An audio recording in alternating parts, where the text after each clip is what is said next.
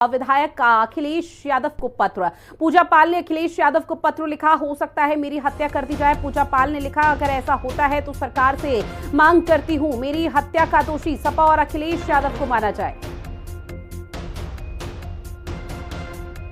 अन्याय और विश्वासघात के खिलाफ मेरी आवाज, मैं आगे भी न्याय की लड़ाई लड़ती रहूंगी, ये पूजा पाल की तरफ से कहा गया है।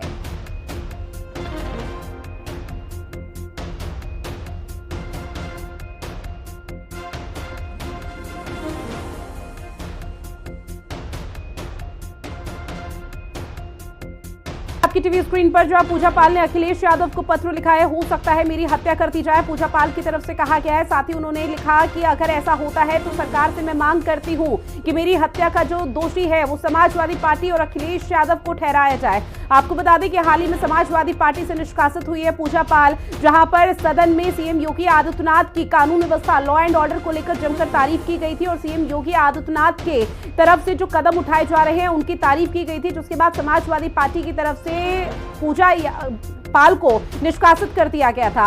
और ऐसे में समाजवादी पार्टी के कई कार्यकर्ता ऐसे थे जो कि सोशल मीडिया प्लेटफॉर्म पर ट्रोल कर रहे थे। लालचंद मेरे सहयोगी लगातार हमारे साथ जुड़े हुए हैं। लालचंद, पूजा पाल ने अब हत्या की आशंका जताई है और सीधे तौर पर यह कहा है कि अगर मेरी हत्या हो जाती है तो मैं सरकार से मांग करती हूं कि अगर हत्या होती है तो अखिलेश यादव और समाजवादी पार्टी को इसका जिम्मेदार ठहराया जाए। इसके पीछे की कोई ठोस वजह?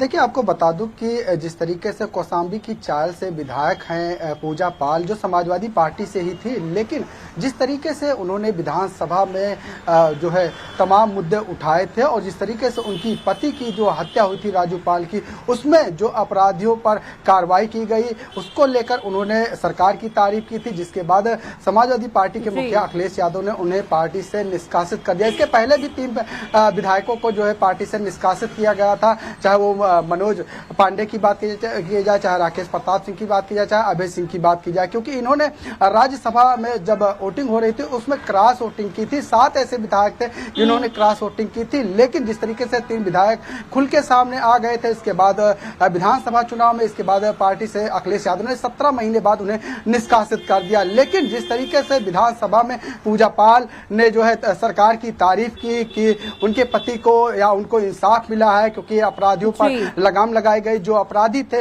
उन पर जो है लगाम लगाई गई, योगी सरकार में कार्रवाई की गई।